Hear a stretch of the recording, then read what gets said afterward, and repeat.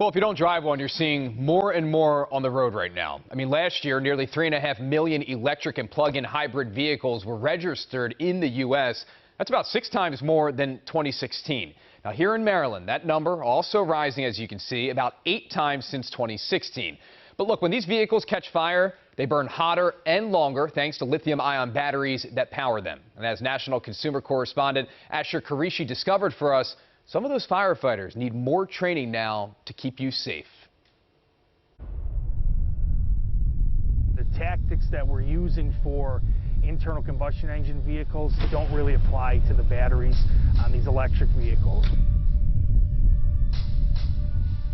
We're used to applying water and the vehicle going out relatively quickly, and that just isn't the case with these electric vehicles.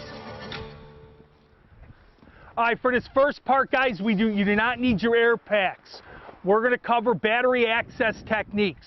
Veteran firefighter and instructor Chris Soda and his team are simulating EV battery fires. Keep going, keep going, keep going. Training for the next frontier in firefighting. You're training while you're learning how these fires behave. How much of a challenge is that? It's huge because we don't have the science behind it to tell us exactly what's going on and the best way to combat these fires. How much water do you need to fight an EV fire? Potentially 10 times the amount of water compared to an internal combustion engine vehicle fire. Where we're using 300 to 500 gallons of water, we may use 5,000 gallons of water now. The Berkeley Fire Department says it's responded to 6 recent fires involving unattended lithium-ion batteries. Fires involving all kinds of lithium-ion batteries are on the rise. In San Francisco, battery fires more than doubled in the last 4 years. And in New York, it's increased 7 times.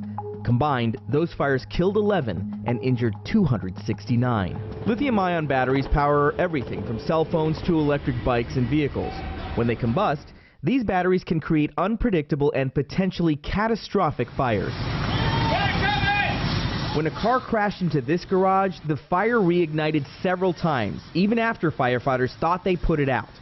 This car fire reignited at a tow yard 7 hours after it started, and again 5 days later, a phenomenon known as thermal runaway. When you have a thermal runaway in a battery, it gets extremely hot. It breaks down the chemicals inside and can make flammable gases. If that gas doesn't ignite, as soon as it comes out of the battery, it can build up and start to develop an explosion. And that's called off-gassing. You could see it in Erie, Colorado. Firefighters didn't know gases from a burning plug-in hybrid battery were building pressure inside this garage.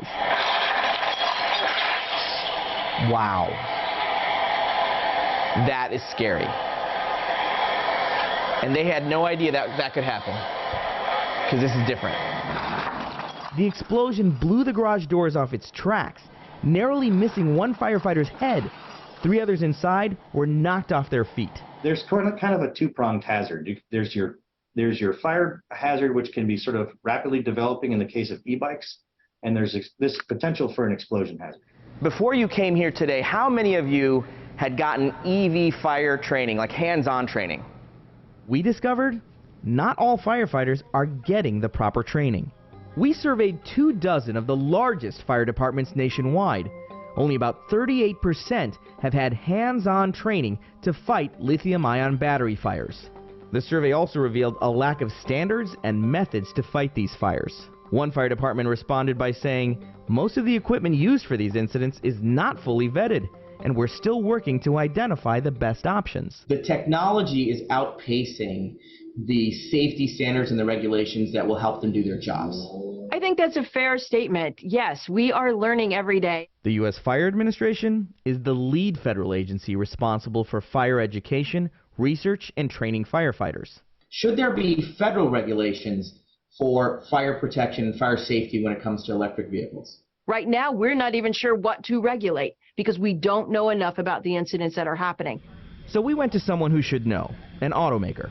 Hey Joe, nice to meet you. We met up with Joe McLean. He's a safety engineer at General Motors. So every electric vehicle that GM produces, manufactures, goes through crash testing here? Every vehicle, whether it's electrified or not, goes through a set of regulated and mandated testing requirements in facilities just like this. And GM is using what they're learning and testing to train first responders. How much training have you done so far?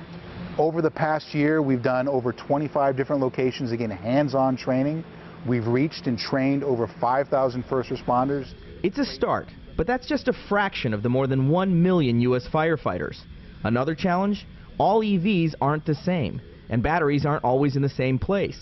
So firefighters have to rely on emergency response guides, or ERGs, manuals from each individual manufacturer that help them figure out what to do when they respond to an electric vehicle fire.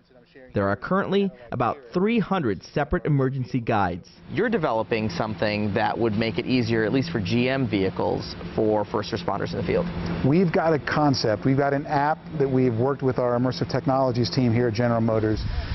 There is a third-party app already available to first responders that aggregates all of those guides in one place. These are a different animal, require different tactics, different strategies, so we have to be able to identify it appropriately.